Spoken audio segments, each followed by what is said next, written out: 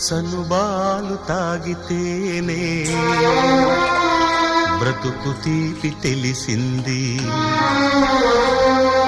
ఆరు రుచులు తగలగానే అమ్మే చేదవుతుంది.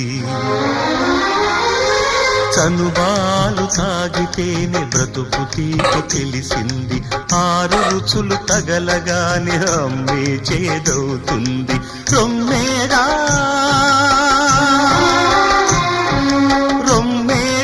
అందిల్చెను జీవితాన్ని నోటికి, అమ్మేగా తన నెత్తురు నింపెను నీ ఒంటికి.